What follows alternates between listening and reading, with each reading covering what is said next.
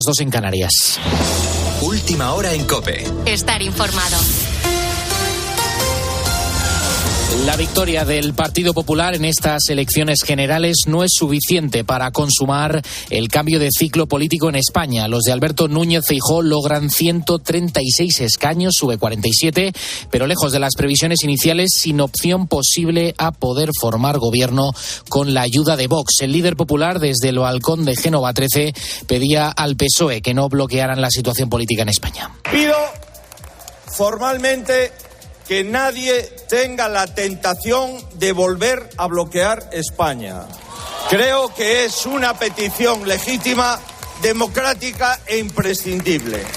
Por su parte, Sánchez, aunque segunda fuerza en estas elecciones con el Partido Socialista, ha exhibido mayor entusiasmo que Feijóo al ver un poco más claras las posibilidades de formar un posible gobierno. En su comparecencia con los simpatizantes a las puertas de Ferraz, dejaba claro que el bloque de la derecha había fracasado en estas elecciones. Creo que España ha sido bien clara. España y todos sus ciudadanos que han votado han sido meridiana y rotundamente claros. El bloque involucionista de retroceso que planteaba una derogación total de todos los avances que hemos logrado durante estos últimos 4 años ha fracasado. Ha fracasado.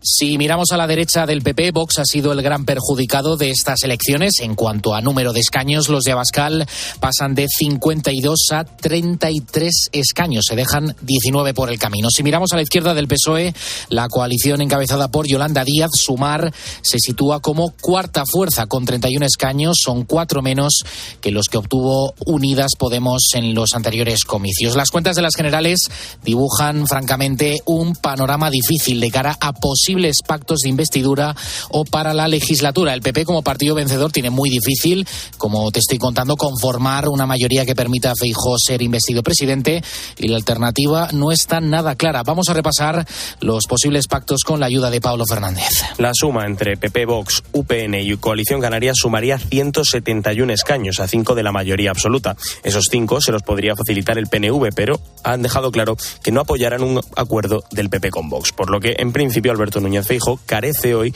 de los apoyos suficientes para llegar a la Moncloa. Si nos vamos a la izquierda, Sánchez ha salvado los muebles, pero las cuentas también son complicadas. La suma de PSOE, Sumar, Esquerra, Bildu, PNV y BNG daría 172 síes, uno más que el Conservador. ¿Quién tendría entonces la llave de la investidura? Junts, el partido de Carles Puigdemont y sus 7 diputados. Su candidata, Míriam Nogueras, ya ha dejado claro que no harán presidente a Sánchez a cambio de nada, por lo que para salir investido en una primera votación se necesitan de 176 votos a favor, y en una segunda, solamente con más síes que noes, sería suficiente para sacar adelante una investidura. Con la fuerza de ABC. COPE.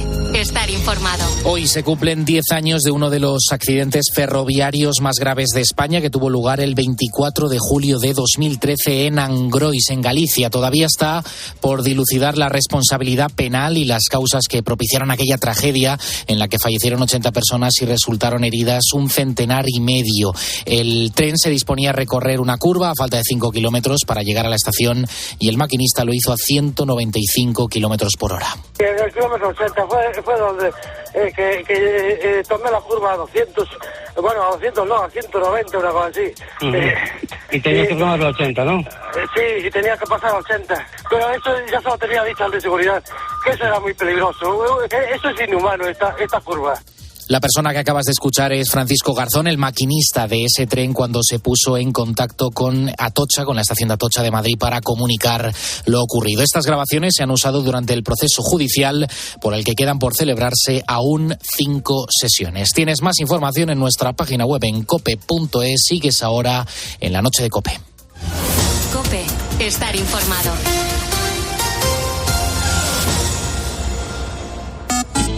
¿Y tú qué piensas? Escríbenos en Twitter, en @cope y en facebook.com/cope. Ya conoces el resultado de las elecciones. ¿Y ahora qué? Te lo explica Carlos Herrera desde las 6 de la mañana en Herrera en COPE.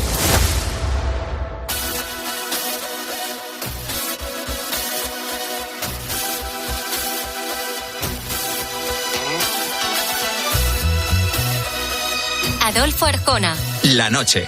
COPE. Estar informado. Escríbenos a nuestro correo lanochearjona@cope.es y síguenos en Twitter @lanochearjona y en Facebook La Noche de Adolfo Arjona. Envíanos tu nota de audio de WhatsApp al 650-564-504. Estos son los canales de comunicación para contactar con nosotros. Fíjate que desde la redacción de informativos volvemos directamente al estudio de La Noche de Arjona. Arrancamos una nueva hora de programa que nos llevará hasta las 4, las 3 en Canarias. Una hora que comenzamos respondiendo a preguntas que la mayoría nos hemos hecho alguna vez.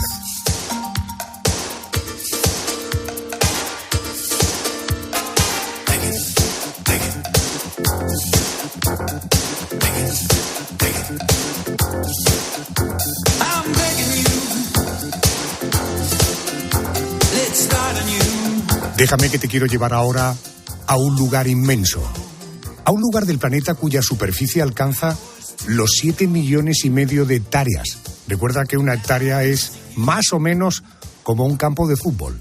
Por tanto, una zona que alcanza los 7,5 millones de campos de fútbol.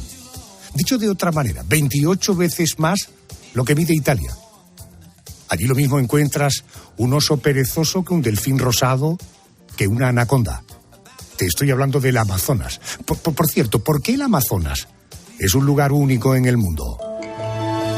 Bueno, Julia Aledo es investigadora de la Universidad Autónoma de Madrid, es miembro de la Sociedad Botánica Española. Ha trabajado durante varios años en la zona de la Amazonía de Perú y escribe su tesis sobre su diversidad. Querida Julia, muy buenas noches, bienvenida a la COPE. Buenas noches, Adolfo. Buenas noches. Primero vamos a situarnos y a comprender con cifras la magnitud del Amazonas. ¿Qué superficie comprende? ¿Qué países atraviesa? Bueno, pues la Amazonía es un ecosistema que ocupa una gran ocupación, más o menos unos 6 millones de kilómetros cuadrados. Esto quiere decir el 4% del área continental mundial. Atraviesa 9 países, los cuales son Brasil, Perú, Colombia, Bolivia, Venezuela, Ecuador, Guyana, Surinam y la Guyana Francesa. Qué barbaridad. Julia, ¿cómo es ese lugar? Es decir, si me adentrara, por ejemplo, en la Amazonía de Perú, ¿qué tendría ante mis ojos? Pues, mira, en cuanto a la sensación, es de clara humedad, aunque no hace tanto calor como te lo esperas, porque está cubierto por vegetación y no llega a darte el sol directo. Entonces es un lugar sombrío que huele a barro y suena lluvia, a pájaros e insectos. Y lo que verías serían muchas plantas de formas distintas. Alrededor del suelo habría plantas herbáceas que, para hacerte una idea, podrían ser parecidas a las que venden aquí como plantas de interior. Y estas tienen unas hojas de colores y de formas llamativas. Luego también encontrarías helechos, palmeras pequeñas, y luego ya subiendo la vista habría árboles pequeños, leñosos, helechos arborescentes, y luego encontrarías árboles muy grandes de hasta 40 metros de altura, en los cuales estarían cubiertos de líquenes, de epífitas, como son las bromelias, y sobre todo de lianas. Y yo creo que las lianas es lo que da, es la parte importante del paisaje, porque nos da esta sensación de enmarañado y de complejidad a este ecosistema. Una auténtica maravilla de la naturaleza. 7,5 millones de hectáreas. Lo que es lo mismo, 28 veces más que lo que mide Italia. Realmente es espectacular. Bueno, dada la enorme superficie de la que hablamos, me surge una duda. ¿Hay zonas del Amazonas inexploradas o poco exploradas? Pues sí, a pesar de los avances que se están haciendo actualmente, tanto tecnológicos como de exploración, no está completa la exploración por la parte científica. También no creo nunca que llegue a serlo, puesto que es un sistema muy dinámico que cambia rápidamente según pasan los años. Pero, por supuesto, existen aún zonas en las que los científicos del presente y del pasado no han llegado allí. Aunque es verdad que hay que tener en cuenta que la Amazonía tampoco es un lugar pristino y que ahí ha habitado gente desde hace miles de años. Hablando de gente y de habitantes, yo planteaba al principio la cuestión, ¿por qué el Amazonas es un lugar único en el mundo? Bueno, esa pregunta tiene que ver mucho con su biodiversidad. Cuéntanos cómo es esa biodiversidad. ¿Cuántas especies de animales, de plantas viven allí? Pues mira, en la Amazonía se estima que existen el 10% de todas las especies de plantas y vertebrados del mundo. Esto proporciona recursos genéticos, ecológicos, económicos, que son esenciales para la sociedad global. Con respecto a las plantas, que es con lo que yo trabajo, se estima que hay unas 50.000 especies de plantas distintas y que el 75% son endémicas, es decir, que se encuentran solo en esa zona. Son números que se pueden reducir a pensar que una de cada 5 plantas es una especie distinta. Que esto nos llama mucho la atención porque aquí en España o en Europa, un bosque de árboles leñosos, podemos decir que una de cada más o menos 200 es una especie distinta, que hay 20 especies dentro de una hectárea, pero no 500 como puede haber en estos ecosistemas. Qué barbaridad, es una auténtica barbaridad. A ver, Carmen, cierra la boca, que te veo que estás alucinando con lo que nos cuentan. Seguro que tienes alguna curiosidad. Pues sí, la verdad es que le quiero plantear a Julia, la experta, una de mis curiosidades sobre el Amazonas. ¿Es cierto que allí se siguen descubriendo especies? Sí, es cierto. De hecho, actualmente solo hay 14.000 especies de plantas oficialmente descubiertas y se estima que hay unos 50.000. Se estima que tardaremos unos 300 años en descubrir todo lo que hay y que además no lo descubriremos porque habrá muchas que desaparezcan en el proceso. Hay que decir que la selva amazónica está considerada como una de las 7 maravillas naturales del mundo. ¿Y por qué se dice eso de que es el pulmón del planeta? Pues mira, tú imagínate que tienes un árbol de unos 10 metros o 20 metros de alto. Este puede soltar más de 300 litros de agua a la atmósfera en forma de vapor al día. Entonces, si nos imaginamos que hay estos 300 billones de árboles como hay en la Amazonía, pues es efectivamente el pulmón del planeta. Estos árboles son responsables de producir un montón de oxígeno y absorber dióxido de carbono. Y esto equilibra los gases de la atmósfera y el clima global. De hecho, los árboles de la Amazonía contienen el 25% del total del CO2 almacenado en el ambiente terrestre. Entonces, para resumir, es un importante sumidero de carbono y un productor de oxígeno que es vital para la salud del globo. Mencionaba antes que allí ha vivido gente desde hace mucho tiempo, porque hay que aclarar que en la Amazonía pues no solo hay ríos y hay selvas, que también hay ciudades y población indígena.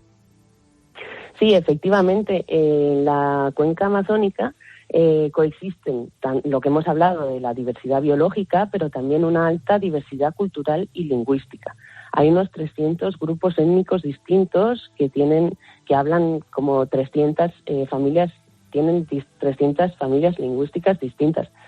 Además, como comentaba, han habitado ahí desde hace más de 13.000 años. Entonces, muchas de estas comunidades han mantenido sus tradiciones, sus formas de vida durante todos estos años y tienen un conocimiento profundo de la selva y sus recursos. Se piensa que más de 10.000 especies de plantas en esta región se utilizan y tienen usos que pueden ir desde la construcción hasta la medicina, hasta rituales, cultura, etcétera. Entonces, es importante tener en cuenta que esta gente vive aquí y para comprender y preservar el Amazonas, la Amazonía, hay que tener un apoyo político, un apoyo financiero, pero también hay que priorizar que estas comunidades hagan investigación por ellos mismos y que formen parte de los trabajos de conservación. Oye, Julia, teniendo en cuenta la enorme, la vasta extensión que tiene la Amazonía, yo quiero preguntarte, ¿cómo es el clima en el Amazonas? En fin, suponiendo que habrá diferencias según la zona, digo, por la enormidad de la extensión. Pues sí, el Amazonas es conocido por ser una de las regiones más lluviosas, pero a pesar de esto existen estaciones. Hay una estación de lluvia y una estación seca, aunque para nosotros serían todo épocas de lluvia, porque se estima que reciben entre 3.000 milímetros de lluvia al año. Y con respecto a la temperatura, esta varía entre los 25 y los 28 grados. Pero puede bajar en determinadas zonas, incluso puede llegar a hacer frío, un fenómeno que se llama friaje, que baja la temperatura hasta unos 12 grados. Esto quiere decir que según donde nos encontremos, de las condiciones de del tipo de bosque, de los procesos evolutivos que se hayan llevado, de la cercanía a los Andes, de cómo es el suelo. Todo esto va a afectar al clima y también a las especies que ahí se encuentran. Es por ello que también existe esta heterogeneidad de especies y que da esta riqueza al ecosistema. Bueno, pues si no tienes planes de verano, recuerda que el Amazonas puede ser un buen destino. Querida Julia Aledo, gracias por atenderme, gracias y buenas noches.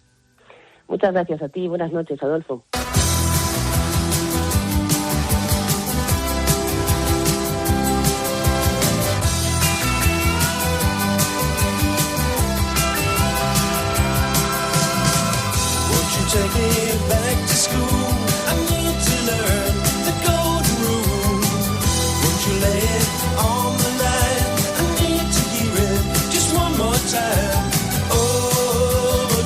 Qué maravillosamente bien sigue sonando esta canción, que tiene ya muchos años. Ellos son The Moody Blues.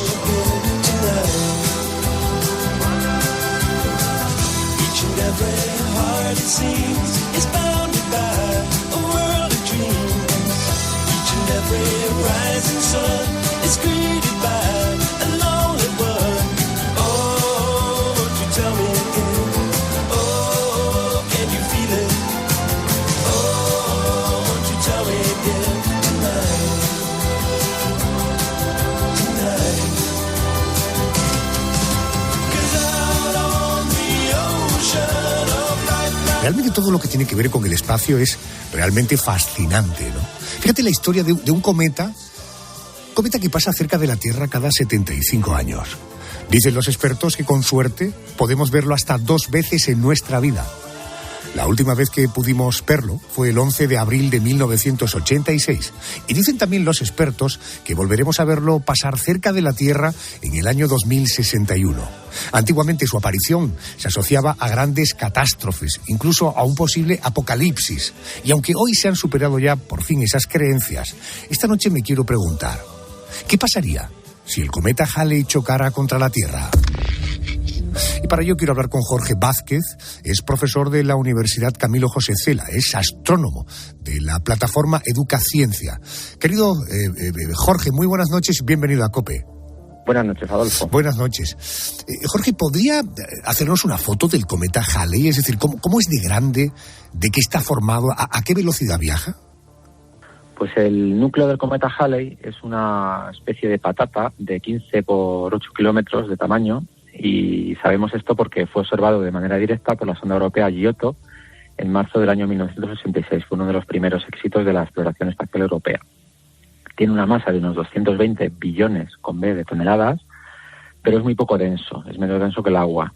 Y esto se debe a que está formado por hielos de distintas sustancias como agua, monóxido y dióxido de carbono principalmente y otros materiales, otras sustancias en pequeña proporción. Como curiosidad, flotaría en un gran océano, suponiendo que se pudiera posar. La velocidad de los cuerpos del sistema solar, que tienen menos masa, depende principalmente de su distancia al Sol. Su velocidad actual es de unos 5 kilómetros por segundo, un poco más que la velocidad de Plutón, y cuando se acerque más al Sol alcanzará los 39 kilómetros por segundo. Cuando pase cerca de la Tierra lo hará a unos 30 kilómetros por segundo. Correcto, menuda patata de la que me hablas, ¿no? Sabemos que pasa cerca de la Tierra cada 75 años, pero ¿cómo es su recorrido? Pues desde que Edmund Halley determinara su órbita, sabemos que recorre una elipse muy excéntrica. Se acerca hasta 88 millones de kilómetros del Sol, entre la órbita de Mercurio y la de Venus, y se aleja hasta la zona de Plutón, que es donde se encuentra ahora mismo, justo en estos momentos. La órbita del cometa está además inclinada con respecto al plano, digamos, general del sistema solar. Jorge, ¿cuál ha sido la vez que más cerca ha estado de la Tierra y si es posible que siga acercándose cada vez más? La última vez que se acercó más a nosotros fue en marzo-abril del año 1996 y volverá a pasar por aquí en el año 2061, coincidiendo con su próximo perihelio, que es cuando se acerca más al Sol. Lleva pasando por el interior del sistema solar millones de años y el paso más antiguo que conocemos fue en el año 240 a.C. Se acercó mucho en el año 607, cuando se estima que estuvo solamente a 13 millones de kilómetros de la Tierra. Para comparar esta magnitud, pues tengamos en cuenta que la Luna está a 384.000 kilómetros aún, lo que quiere decir que no tenemos constancia de que ya se haya acercado a la Tierra más de lo lo que está la Luna. Correcto. De nosotros. Correcto. Perihelio, acuérdate que es la parte como más superficial, más externa del Sol. A ver, Yolanda, seguro que tienes algunas curiosidades que resolver con el profesor. Sí, algunas curiosidades y vértigo, mucho vértigo, Adolfo. El profesor ha hecho un apunte, ha dicho que ahora está cerca de Venus, el cometa Halley, pero exactamente, ¿dónde se encuentra? Pues el cometa Halley está a punto de llegar al afelio, es decir, el punto de su órbita en el que va a estar más alejado del Sol. Eso va a ocurrir durante el año 2023 y va a estar a aproximadamente unos 5.000 millones de kilómetros. Estamos hablando de un cometa que mide 15 por 8 kilómetros, que pesa millones de toneladas. ¿Qué consecuencias tendría para el planeta que un cometa con las características del Halley chocara contra nosotros? En primer lugar, no afectaría a la órbita de la Tierra ni a su movimiento alrededor del Sol, pero sí que afectaría gravemente a la superficie de nuestro planeta. Sería especialmente dañino para el clima terrestre, porque el impacto levantaría una nube de polvo que oscurecería todo el planeta durante semanas, quizá meses, lo que resultaría en una catástrofe similar a la que acabó con los dinosaurios gigantes hace 65 millones de años. En el punto del impacto y sus alrededores, pues hasta unos quizá 30, 40, 60 kilómetros, dependiendo de la velocidad relativa entre el cometa y la Tierra en el momento del impacto y del ángulo de incidencia del choque, pues habría una destrucción total.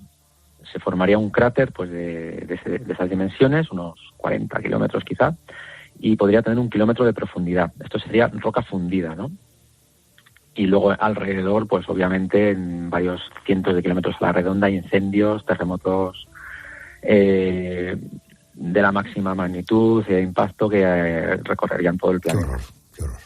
Profesor, yo he leído que el cometa Halley podría colisionar contra el telescopio espacial James Webb. Aclaremos, el telescopio James Webb es el telescopio aquel, ya te hablé de aquello, que está en este momento más alejado de la Tierra y que por tanto nos ha permitido ver hasta sitios donde antes no teníamos la capacidad de verlo. Pero disculpa, Yolanda, decías. Sí, decía, si esto ocurriera, si el cometa Halley colisionara contra ese telescopio espacial, ese gran telescopio, ¿qué efectos tendría? ¿Podría repararse? Y si eso es así, ¿cómo sería esa reparación, profesor? El telescopio espacial James Webb no está en un lugar fijo del espacio, sino que orbita un punto de Lagrange, que es un punto de los varios que se conocen en los que la atracción gravitatoria del Sol y de la Tierra quedan anuladas entre sí. Entonces el telescopio lo que hace es orbitar en torno a este punto, y quizás se podría modificar un poco su trayectoria para esquivar la zona más peligrosa.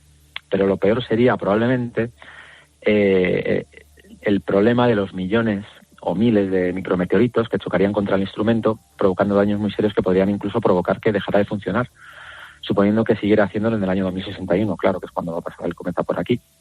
Lo que no sé si excede quizá las previsiones más optimistas sobre su continuidad en el tiempo. La reparación sería complicada, o muy complicada, porque habría que enviar un robot tractor que lo remolcara hasta un laboratorio, quizá en la Luna, suponiendo que en esa época tuviéramos laboratorios allí. Y también cabría decir que las misiones tripuladas por humanos no pueden estar tanto tiempo en el espacio como el que requeriría una misión de estas características tan lejos de la protección de los cinturones de Van Allen. Por lo que es posible que no se pudiera con la tecnología que tenemos hoy en día, claro. No me digas que todo lo que tiene que ver con el espacio es realmente alucinante, ¿verdad? Jorge Vázquez, gracias por atendernos. Buenas noches. Muchas gracias a vosotros, Adolfo.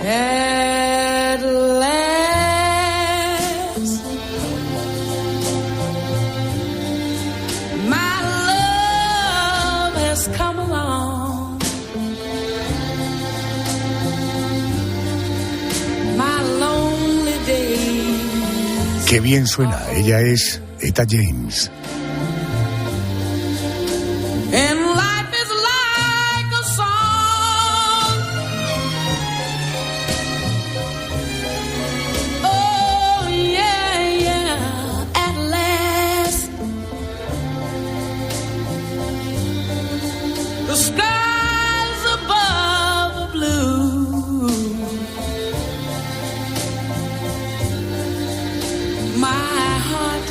Was wrapped up in clover. The night I looked at you. Desde que hice la afirmación de que este programa era para gente curiosa, y ser curioso es un síntoma de ser una persona inteligente, el equipo del programa no deja de tener curiosidades. las cosas de la vida. Mónica, tú hoy esta noche te has fijado en las embarazadas. Sí, tengo una amiga encinta, que diría mi abuelo, y no soporta olores que antes no le molestaban. Te hablo, por ejemplo, del queso o del olor a café, que a ella es curioso porque le encantaba el olor a café recién hecho y dice pues que ahora que no lo soporta. Me cuenta que tiene casi todo el día antojos, sin embargo, de galletas y de encurtidos, de pepinillos, ajo, cebollitas, todo lo que esté encurtido y sea bien fuerte de vinagre. Ante esa situación, pues me he preguntado, oye, ¿y por qué le ocurre esto, fobias y antojos a las embarazadas? Vamos a resolver estas cuestiones. Quiero saludar al doctor Rodrigo Orozco Fernández. Él es jefe de servicio de la Unidad de Obstetricia y Ginecología del Hospital Quirón Salud de Málaga. Doctor Rodrigo Orozco, muy buenas noches. Muy buenas noches, encantado de estar con vosotros. Gracias, doctor. Oiga, en primer lugar, ¿todas las embarazadas sufren estas alteraciones? Es decir, olores que de pronto no soportan y antojos constantes. Bueno, la verdad es que es una pregunta muy buena. Sabemos, por sabiduría popular, que desde siempre pues las mujeres embarazadas pues han referido tener pues sabores raros, olores raros y demás. Espero que ahora, a través de esta entrevista, pues consigamos aclarar un poquito a qué se deben, pero no todas. Aproximadamente 2 de cada 4, es decir, un 50% de las mujeres embarazadas suelen tener esta sensación de olor exacerbado o de alteraciones del gusto. Bueno, no son pocas, el 50%. Voy yo con los olores, Mónica, te dejo a ti con los antojos. ¿Por qué les puede molestar un olor que antes les gustaba? Esto que hablaba Mónica del café que antes le apasionaba y que ahora rechaza el olor. ¿Qué alteración se produce en su cuerpo que explique esta circunstancia? Pues mira, existen muchas teorías. Realmente no hay una ciencia que nos diga claramente, pues, esto se debe a esto. Existen muchas teorías. La primera y la más habitual o la más aceptada es la alteración hormonal que se produce con el embarazo. Como sabemos, pues cuando una mujer se queda embarazada, se empieza a elevar una hormona en su cuerpo que se llama gonadotropina coriónica humana. Es un nombre muy raro, pero comúnmente en la calle se llama beta-HCG. La elevación de esta hormona, sobre todo en el primer trimestre, hace que genere como una sensación de defensa el cuerpo frente a olores extremadamente fuertes. De hecho, no es raro pues encontrarse con una mujer embarazada que al entrar en la consulta pues comenta, huele mucho a perfume o algún comentario de este estilo. Hay muchos olores pues que efectivamente generan ese mecanismo de defensa, ¿no? Que es otra de las teorías de a qué se debe. Pues olores, por ejemplo, a un pescado podrido, olores a basura, es decir, alimentos que puedan estar en un estado perjudicado, pues realmente generan como un mecanismo de defensa sobre la mujer embarazada. Doctor Rodrigo Orozco, Rodrigo, una cuestión. Antes hablabas de un asunto de estadísticas. Al menos 2 de cada 4 embarazadas eran persistentes estos síntomas, o bien de olores o de antojos. Siguiendo con los olores, ¿cuáles son los olores en los que más coinciden las embarazadas? Pues mira, hay algunos olores que son clave, que aunque hemos dicho antes que la mitad de las embarazadas pueden referirlo, pero sí que es cierto que, por ejemplo, el olor a café es un olor que de una forma muy clásica, la mujer embarazada te lo refieren como olores muy intensos. También algunos pescados, algunas carnes, y es súper frecuente lo que hemos dicho durante la entrevista, el olor a perfume. Cuando hay algún ambientador, cuando se entra en alguna tienda o en algún centro comercial que suelen tener algún aroma, pues habitualmente estos olores lo tienen mucho más exacerbados. Doctora, hablemos ahora de los antojos. ¿Por qué a las embarazadas se les antojan sabores unos frente a otros? Normalmente hablamos de dulce, de chocolate, que es lo que les apetece. Rara vez quieren comer manzanas o verduritas al vapor. ¿Esto a qué se debe? ¿A qué responde? Pues mira, hablamos un poco de lo mismo. Hay muchas teorías al respecto. Seguimos, en primer lugar, defendiendo esa teoría hormonal. Antes hablábamos de los niveles de beta-HCG. Tal vez para el sabor influya más tanto la progesterona como los estrógenos, que se empiezan a elevar a partir de, al final del primer trimestre. Con todos los cambios que suceden en el embarazo, aumentan mucho los vasos sanguíneos que se producen en todo el cuerpo. Esto se llama neovascularización. Pues en una de las zonas en la que sucede es en toda la zona orofacial, es decir, tanto en la nariz como en la boca. Entonces exacerba pues este sentido del gusto a las papilas gustativas. Hay otra de las teorías que también está muy aceptada en la comunidad científica, y es que estos sabores que más apetecen se corresponden con nutrientes que necesita la mujer embarazada. Antes has dicho muy bien el chocolate. El chocolate es un alimento muy calórico. Y el estado de embarazo es un estado en el que tenemos un metabolismo acelerado. Es decir, el cuerpo nos exige mucho más, quema mucho más y necesita muchas más calorías. Pues el chocolate, también, por ejemplo, un sabor muy, muy típico que busca la mujer embarazada son los sabores fuertes, como por ejemplo de una fruta ácida. Eso podríamos asociarlo a un déficit o a una necesidad de vitamina C. Son cosas muy, muy típicas que pasan y que esto sí que le pasa a muchas mujeres. De hecho, es muy gracioso porque muchas veces vemos en las películas, ¿no?, que se pueden despertar con antojos de madrugada y realmente esto pasa. Esto que en las películas se ve pasa en la realidad. Tanto la aversión a determinados olores como el antojo de determinados sabores, ¿se producen durante la gestación en general, durante todo el tiempo o en un periodo concreto? Pues mira, habitualmente se produce durante el primer trimestre y se mantiene hasta el final del primer trimestre y principios del segundo trimestre. Esto hablamos hasta casi mitad del embarazo. De hecho, no es infrecuente que una mujer o una pareja se den cuenta de que se ha quedado embarazada, pues porque empieza a saberle diferente la comida, tiene un sabor más metálico, o porque empiezan a tener este tipo de aversiones que estamos comentando durante la entrevista, olores fuertes, olores desagradables, que eso muchas veces acaba desembocando en las famosas náuseas. ¿Existen tratamientos para evitar que ese fenómeno sea muy extremo? Pues mira, tratamientos como tal no existe. Es decir, no existe una pastilla que nos tomemos y que desaparezca. Pero sí que existe una serie de medidas que son muy recomendables. Nada, las voy a nombrar simplemente para que nuestras oyentes pues las conozcan, pero importante, pues eso, cocinar alimentos que no huelan especialmente fuerte, usar pues instrumentos y productos de limpieza que son aromas suaves, no usar ambientadores. Las fibras de los tejidos también absorben mucho los olores, así que pues lavar la ropa un poquito más a menudo, ventilar bien los espacios. Cuando se cocine, tener siempre encendida la campana de humos, porque además de humos también recoge olores. Son pequeños truquitos que ayudan. Por ejemplo, también por comentar alguna cosa, el jengibre, que tanto lo conocemos con la comida asiática y demás, pues el aroma a jengibre y también el sabor a jengibre ayuda a disminuir este tipo de síntomas. Qué curioso. Además, el olor a jengibre es muy agradable. Doctor Rodrigo, transcurrido el periodo de gestación, ¿cuánto tarda el cuerpo de una mujer en adaptarse de nuevo a su gusto y a su olfato habitual? Pues mira, habitualmente los síntomas suelen desaparecer durante el propio embarazo. Sobre todo los olores fuertes, como hemos comentado, para semana 20 de embarazo, que hablamos en torno al 5º mes, ya suelen desaparecer. Existen casos que este olfato exacerbado, ¿no?, esta sensación de aromas que hemos comentado, persiste durante el tiempo y ya hablamos de un problema que se llama hiperosmia, que eso debe ser seguido y tratado de una forma adecuada. Pero habitualmente durante el propio embarazo suelen desaparecer los síntomas. Bueno, pues resueltas las dudas, tanto de antojos como de olores. Doctor Rodrigo Orozco, gracias por atenderme. Buenas noches. Fenomenal, buenas noches y muchas gracias. Un saludo.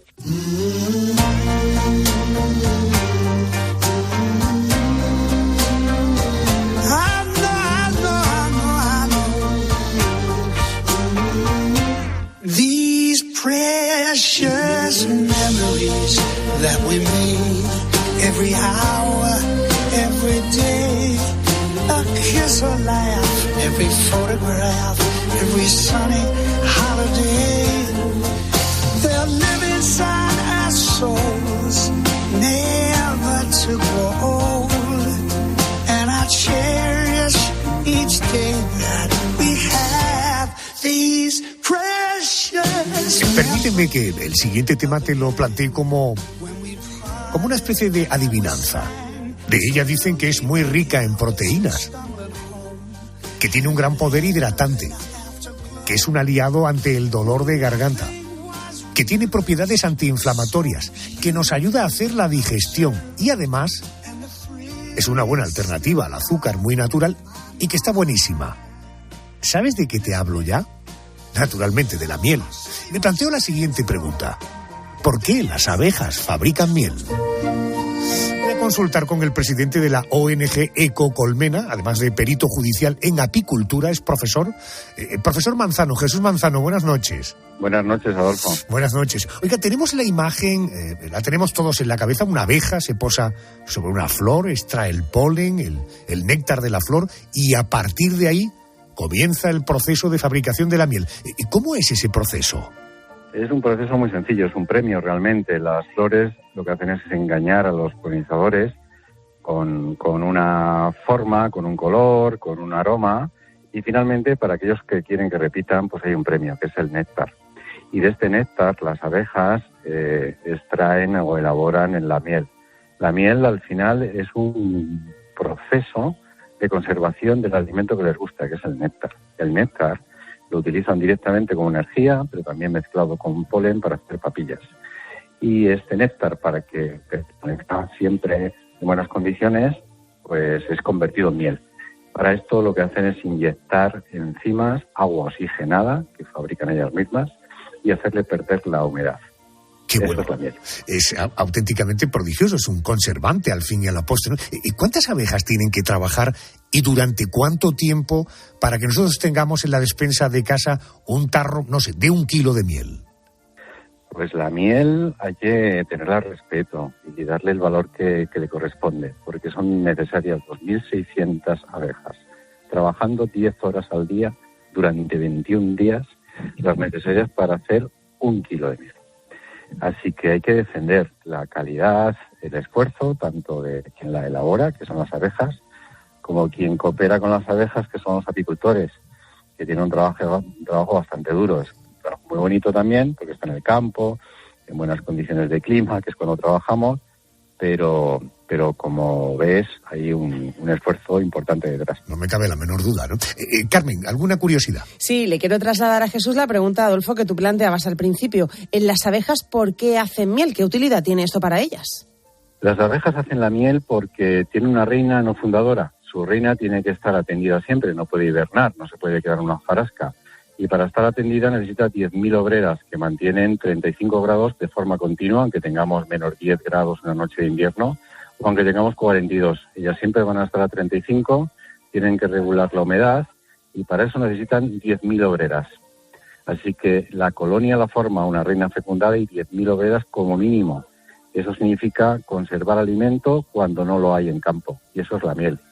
Y otra curiosidad, ¿las abejas cómo crean los panales y por qué tienen esa forma tan particular y tan perfecta?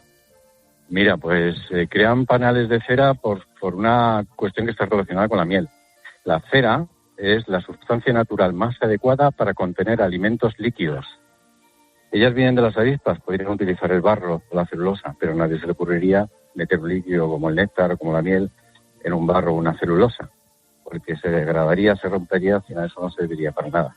La cera es la sustancia natural, como he dicho, más adecuada para conservar un alimento líquido.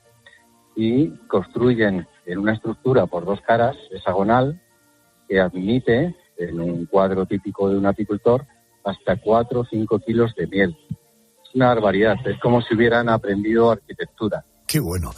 Jesús, gracias por ponernos en valor el trabajo de estas colaboradoras para que la vida y nuestra propia salud esté siempre en el mejor nivel. Presidente de Ecocolmena, gracias y buenas noches. Buenas noches, Adolfo. Aprovecho un instante para decir que cuidemos a todos los polinizadores, no solamente a las abejas. De ellos depende la biodiversidad y la alimentación de muchos seres vivos. Bueno, pues cuidémoslo. Gracias y muy buenas noches. Gracias. A tu vera, siempre es la verita tuya, siempre es la verita tuya, hasta que por ti me muera. Vamos con otro asunto. Durante muchos años se alimentó la leyenda de que el New York Times publicó un titular que decía: ni canta ni baila, pero no se la pierdan. Parece ser que el rotativo nunca publicó esa frase, pero si lo hubiera hecho, habría sido una demostración más de que una jerezana, nacida en enero de 1923, nunca dejó indiferente a nadie.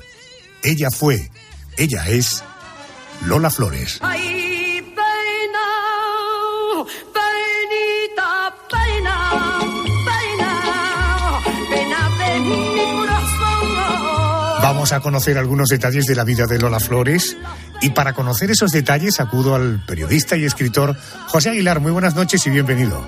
Muy buenas noches, ¿cómo estáis? Oye, José, fue una de las primeras mujeres en la España de la posguerra, recuerdo, ya nace en el año 1923, la que teníamos la sensación de que se permitía hablar libremente de temas que en ese momento eran considerados tabú. Esa forma de ser fuerte, con un carácter contundente, ¿fue su principal valor artístico e incluso valor personal? Bueno, yo creo que Lola Flores era el compendio de muchísimas cosas. Era una gran artista, yo creo que incalificable, porque yo creo que su carácter, su ímpetu, su manera de presentarse en el escenario, su manera de bailar, de cantar, era distinto, ¿no? Y yo creo que ella lo decía siempre, que ella era incapaz de hacer un espectáculo, de interpretar una canción de la misma forma, ¿no? Ni siquiera con la misma manera de moverse en un escenario. Ella era absolutamente personal, y todo lo que abordaba lo hacía de una manera única e irrepetible, y yo creo que eso es parte del gran éxito que tuvo Lola Flores en gran parte del mundo, porque no podemos olvidar que ella desde luego traspasó todo tipo de fronteras. Vamos a los orígenes de Lola Flores. ¿Dónde arranca? ¿De dónde le viene esa vena, esa arteria artística? Y sobre todo, ¿de cuándo podemos datar el primer éxito? Bueno, pues ella realmente desde muy pequeña empezó a ver las películas de Imperio Argentina, sobre todo, que la admiraba muchísimo, y empezó a ir a algunas clases allí en su Jerez y después en Sevilla, que se trasladó su familia allí, y enseguida pues se destacó muchísimo, y fue pues Manolo Caracol quien un día le pidió a su padre a ver si Lolita podía debutar, porque la consideraba pues una chica excepcional, y ella lo convenció a su padre, y al final tuvo un gran éxito, y a partir de ahí todo lo demás, pero estamos hablando de un adolescente. Todas estas artistas empezaron jovencísimas, casi siendo niñas. José, fíjate, me hablas de Imperio Argentina como fuente de inspiración para Lola Flores, hablamos de ella la semana pasada. Ahora me hablas de Manolo Caracol. ¿Qué significó en su carrera su marido? Bueno, fue importantísimo Manolo Caracol, porque realmente formaron un dúo que no se ha vuelto a dar. O sea, realmente tenían una compenetración, eran un tándem fantástico, ¿no? Y tuvieron un gran éxito, de verdad que traspasaban batería con el público, y funcionaron muy bien. Creo que lo que más les costaba era su relación personal, porque tuvieron algunos problemas y al final acabaron separándose, pero a nivel artístico de verdad que eran unos número uno, y además que hacían cosas que no se habían visto hasta ese momento. Avanzamos en el tiempo, llegamos a la década de los 50, probablemente es la década donde Lola Flores se consolida como artista internacional, comienza su actividad cinematográfica. Fíjate que hablábamos la semana pasada que tras la muerte de Franco, en el caso de Imperio Argentina, quedó estigmatizada por ser una artista de ese tiempo, coincidente en el tiempo con el dictador, y eso le pasó factura, pero sin embargo Lola Flores fue capaz de reinventarse. ¿Cómo consigue sobrevivir y adaptarse a las preferencias de un público de la época que además contaba, en fin, con el estigma de haber sido una grande en época de Franco? Bueno, porque yo creo que Lola tenía esa capacidad, como tú bien dices, para reinventarse, para ser una y mil mujeres, y después también tenía un gran peso, como tú dices, por haber hecho muchísimas películas gracias a ese contrato extraordinario que hizo con Cesario González, y que la proyectó pues a nivel cinematográfico en las pantallas de todo el mundo, ¿no? Ella tuvo un contrato muy importante a nivel económico, y entonces ella realmente cogió al público de una forma que ya no lo soltó nunca más, y yo creo que ha sido una artista de las más queridas que hemos tenido en España, y no solamente en España, sino en otros países de América Latina, por supuesto. Uno de los episodios más sonados y, en fin, visto con cierta perspectiva, incluso más auténticos y más divertidos de Lola Flores, no lo fue para ella, no lo fue en aquel momento, pero digo con perspectiva histórica, sin duda la manera que tuvo ella de enfrentar este suceso, se ganó la simpatía de mucha gente. Hablo de Hacienda y hablo de justicia, pero en todo caso, la propia Lola Flores dijo: pienso si una peseta diera a cada español, pero no a mí, a donde tienen que darla. Quizás salía de la deuda y después yo no sé, me iría al estadio con todo lo que han dado esa peseta o esas 100 pesetas para tomarme una copa con ellos y llorar. ¡Qué bueno!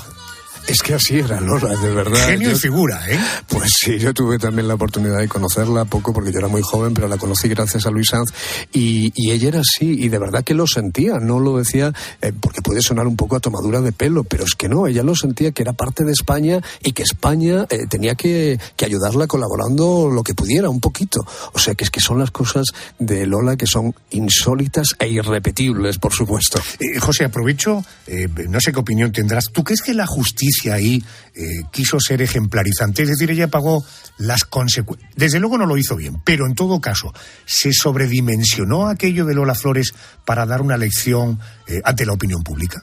Probablemente sí, Adolfo. Yo creo que ella era una mujer, yo creo que de las artistas más conocidas y con más repercusión en la sociedad, y yo creo que el foco de atención que generaba, pues lo aprovecharon para bueno, pues como tú bien dices, para que fuera una conducta ejemplarizante y para que la gente lo tuviera como referencia. De cualquier forma, incluso sobrepasó aquel mal momento y salió reforzada. Con Lola no podía nadie, salvo la enfermedad.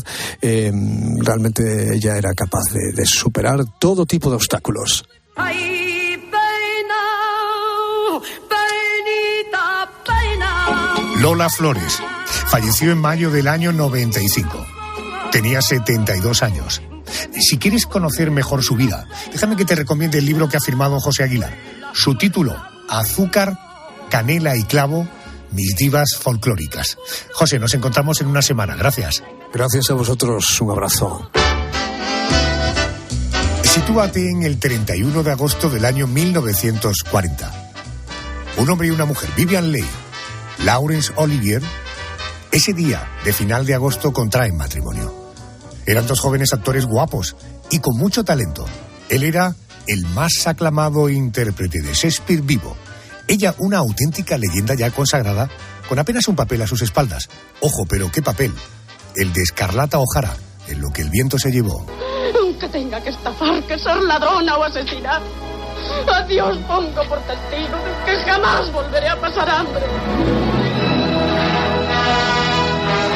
Lo que parecía que iba a ser un matrimonio de película se convirtió en 20 años de una relación tortuosa, marcada por las infidelidades, el peso de la fama y las enfermedades mentales. Vamos a conocer un poco más de esta pareja. Querido, esta noche volver a invitar al escritor, periodista y crítico de cine Juan Tejero. Buenas noches y bienvenido. Buenas noches, Adolfo. Bueno, creo que antes de conocerse, cada uno de ellos tenía pareja. ¿Cómo se cruzaron sus caminos y cómo se produjo el flechazo entre Vivien Leigh y Laurence Olivier? Vivien Leigh, que es una niña de la buena sociedad, ella ha nacido en Inglaterra colonial, está educada en los mejores colegios de Europa y mantiene un matrimonio muy convencional de la época, pero ella se siente atrapada. Ya está estudiando en la Real Academia de Arte Dramático de Londres y acude a un teatro y acude a ver a Laurence Olivier. Y no solo acude esa noche, sino que acude otras muchas, y le dice a su amiga una vez en el camino de vuelta a casa: yo me voy a casar con ese hombre. Ella ya ha conseguido algunos pequeños papeles. Se han cruzado un par de veces, pero no ha surgido nada entre ellos. Es más adelante, cuando ya les establecen alguna cita, cuando ruedan una película juntos, cuando estalla una pasión absolutamente irrefrenable. Porque si bien Laurence Olivier al principio no ha reparado mucho en Vivien Leigh, porque era un hombre totalmente entregado a su profesión, y que se dice que en aquel momento ni siquiera era un hombre muy preocupado por las mujeres, se queda seducido, como la mayoría de todos aquellos que conocían a Vivien Leigh en aquella época, porque era una mujer bellísima, con una educación exquisita, muy divertida, y bueno, tenía todo para encandilar a un hombre. Él está felizmente casado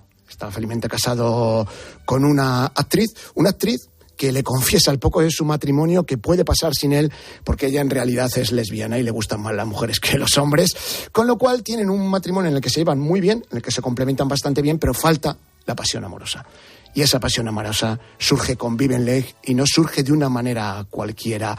Es de los amores más ardientes que yo he conocido cuando he leído sobre personalidades del Hollywood de la época. Y cuando hablas de ardientes, ¿te refieres que andaban todo el día muy melosos o sexualmente muy potente? Es una relación al principio de absoluta entrega en todos los sentidos. Sexualmente se sienten tremendamente atraídos. Laurence Olivier conoce la pasión sexual gracias a Vivien Leigh. Después se complementan profesionalmente. Ambos sienten amor por el teatro. Laurence Olivier de una manera absolutamente vocacional. Para él es casi una religión. Y Vivien Leigh aprende a conocer su profesión y amar su profesión a través de Laurence Olivier. Porque es tal el interés y la pasión que siente por el hombre que está a su lado, que quiere no solo complacerse en lo personal, sino además que él se sienta orgulloso como actriz. Y ella, que no era una mujer muy comprometida, se compromete totalmente con su profesión, se vuelca con ella y ruedan infinidad de obras de teatro juntos y sobre el escenario se complementan a la maravilla, mil maravillas. Bueno, me dibujas un escenario de felicidad absoluta. Llegan incluso a montar una empresa de manera conjunta. Tengo la información de que no fue bien, he leído en algún sitio que esa empresa no fue muy bien. ¿Cuándo comienzan los problemas reales de la pareja? ¿Cuándo empiezan a ser infelices?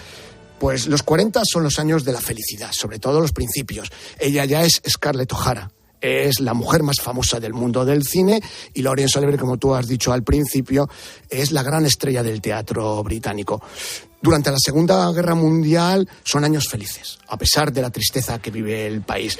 Pero es en el 47, en una gira teatral, en la que Vivien Leigh ya comparte escenario con Peter Finch, en la que Vivien Leigh se siente muy atraída por Peter Finch. Hay rumores de un romance y además ella tiene la primera crisis de salud. Hay un momento en una discusión en la que ella empieza a proferir todo tipo de insultos y incluso a golpear físicamente a Laurence Olivier. Está absolutamente trastornada y cuando se calma no recuerda nada de lo que ha pasado. En ese momento, pues parece que es el estrés, parece que es un momento complicado en lo profesional y todo se achaca a eso. Pero a partir de entonces, las crisis nerviosas de Vivien Leigh van en aumento. Ella en ese momento era bipolar. Los médicos no la habían diagnosticado, había sufrido una tuberculosis muy seria durante la Segunda Guerra Mundial. Incluso un aborto, ¿no? Había sufrido un aborto natural en esa misma época. Ajá. Que la había dejado bastante tocada porque aunque ella no tenía instinto maternal, ella sí quería darle otro hijo a Laurence Olivier. Y es eso, en los años 47, 48, cuando realmente empieza a aparecer la sombra de la locura sobre Vivien Leigh. Juan, ¿por qué tienen que revisar su contrato matrimonial con la intención de concederle a ellas, en fin, estamos hablando de los años 40, 50, por lo tanto se pueden utilizar estos términos, su contrato matrimonial para que ella pudiera tener ciertas libertades? ¿De dónde surge eso? Bueno, surge probablemente en el caso de Laurence Olivier de la decepción y de no saber combatir las crisis de salud que tenía Vivien Leigh. Él estaba preocupado, pero realmente no le prestaba demasiada atención. Pensaba que era cosa de nervios y que tarde o temprano se le pasaría. Y además él estaba muy entregado a su profesión. Él regentaba un teatro, primero el Old Vic y después el St. James, y su mayor vocación en ese momento era la profesión. Ese arreglo matrimonial que tú dices es que él, para mantener cierta paz conyugal y para poder ejercer su profesión sin tener demasiadas batallas campales de por medio, decide concederle un poco de libertad. Si ella tiene romances y empieza a tenerlos, empiezan a pasar por su casa hombres anónimos, pues él mira para otro lado. Caramba. Pero hay un momento importantísimo, que es cuando Vivien Leigh acepta interpretar el papel de Blanche DuBois en la obra Un tranvía llamado Deseo de Tennessee Williams. Parece que ese personaje creado por Williams de una mujer absolutamente vive en el infierno de la locura, se complementa muy bien con Vivien Leigh. Vivien Leigh se empieza a ver en Blanche muchas señas de lo que ella le pasa y en un momento dado hasta se funden, la deja muy tocada. No solo en el teatro, en la escena, donde triunfa clamorosamente, sino que además acepta adaptar la obra al cine y es la protagonista de la versión del mismo Elia Kazan con Marlon Brando. Y ahí ya se produce la simbiosis total entre personaje y Vivien Leigh. De esa obra de teatro, Vivien Leigh sale convertida en otra mujer. En una mujer ya inmersa en los terrenos de la locura, con grandes crisis, y es ahí cuando Laurence Olivier vive un auténtico infierno porque no sabe cómo ayudarla ni puede. Hay un rodaje en Australia en la que de nuevo se encuentra ella con Peter Finch, ahí también está Laurence Olivier. Y ahí ya fue la madre de todas las batallas. En el rodaje La senda de los elefantes, ese matrimonio se rompe y Laurence Olivier ya da por imposible esa relación. ¿Pero quién decide poner fin a la relación? Laurence Olivier. Él, ¿no? Sí, él ya llega un momento en que no puede más y la sigue amando. y no dejó de amarla el resto de sus días. Igual que Vivien Leigh no dejó de amar a Laurence Olivier. Ella dijo en algún momento, más vale una relación corta, conociendo el amor con Larry, que no una vida larga sin el amor de Larry. Ella ya en los años 50 está muy tocada y lo que tiene es un descenso hacia los infiernos que la lleva a una muerte muy temprana. Juan Tejero es autor, entre otros títulos, del libro Pasiones de Cine. Ahí vas a encontrar esta y otras historias de los grandes de Hollywood. Juan, gracias por estar aquí. Te mando un abrazo. Gracias. Otro abrazo para ti. Gracias. Y llega el momento del contestador de la canción de tu vida, ya sabes, con los compañeros del programa. La canción de tu vida, hoy con... Arjona, tienes un mensaje nuevo. Mónica García, muy buenas noches. Hola, Adolfo, de nuevo. Antes de que me pongas la canción de tu vida, déjame porque voy a hacer una excepción Y vas a poner la de la tuya. a lo largo de toda la temporada. Y es que te voy a poner una canción que te voy a dedicar a ti, que dice esto. Por primera vez te encuentro cada día, niña, por primera vez, y siento tu alegría como mía, la misma que alumbraba mi camino ayer. Tú eres la luz que a mí me guía. Por primera vez te quiero cada día, niña, por primera vez. Es toda una declaración de amor, ¿eh? Que te quede claro. Totalmente. Bueno, te cuento, hablamos de mí. Ya veo lo que te ha afectado mi declaración de amor. Bueno, dicho esto, ¿la canción de tu vida cuál sería? Pues yo no tengo canción de mi vida. Pues seguimos escuchando a Alejandro Sanz. No, bueno, sí, en parte sí. Es que es muy triste, como todos los compañeros lo han hecho, lleva todo el mundo pensando en su canción. Yo no tengo. Me encantan algunos artistas, de hecho me los pongo en bucle, me da por Vanessa Martín y hasta que no me sale Vanessa Martín por las orejas, nada. O me da por Sebastián Yatra, ¿sabes? Que tengo mucha variedad de gusto. Pero resulta que hace ahora 2 años, voy y me caso. Y era una fiesta de amigos. Lo recuerdo. Entonces, como era una fiesta de amigos, los novios no iban a bailar, no llevábamos nada. Pero el novio, hoy mi marido, resulta que me saca a bailar con esta cosa tan bonita. El trato era que nos amáramos hasta que desaparecieran los miedos. Con esta preciosa canción te decimos hasta la semana que viene. Gracias. El trato era que nos acariciáramos hasta que nos limpiáramos el cielo. El trato era que cantáramos aunque el barco se estuviera hundiendo. El trato era que bailáramos mientras que explotaba el universo. El trato era que nos quisiéramos como si fuéramos 2 perros, los 2 mojados y hambrientos bajo la lluvia de enero.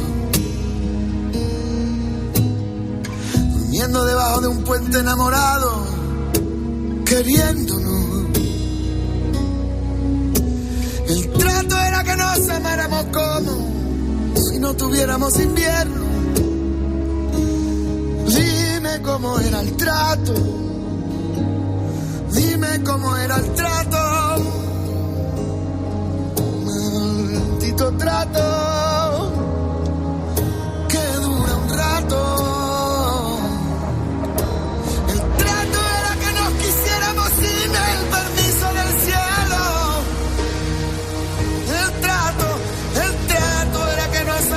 Aunque nos mandara al infierno. El trato era sagrado y a la niña se ha muerto. ¿Qué me pasa? Dice. ¿Qué me pasa? Dice. No podemos llegar al final de la vida en un estado perfecto. Tenemos que llegar al final de nuestros días derrapando y medio muertos. Sucios, cansados, gastados, heridos, doloridos, sonriendo. Y cuando nos paremos tú y yo, vida mía, y miremos hacia atrás, mi amor, diga estamos los dos juntos, que el viaje estuvo bueno, maldito trato que dura un rato. El trato era que nos quisiéramos sin el permiso del cielo. El trato era que nos amáramos aunque nos mandara al infierno. El trato era sagrado y eterno y ahora niña se ha muerto. ¿Buscas diversión? Otro es Por favor. de verdad. Hablar por un teléfono móvil durante 30 minutos a la semana estaría relacionado con un aumento del 12% de presión arterial. A las 10 de la mañana la tienes asegurada con Carlos Herrera en Herrera en COPE. Si yo, que me tuvieron que poner 5 porque tenía la tensión en 16, 19 y soy el que menos habla por teléfono, tiro por tierra ese estudio. No, aquí el único que está sano es Herrera, que habla 5 segundos. Escucha Herrera en COPE, de lunes a viernes de 6 a 1 del mediodía, con Carlos Herrera.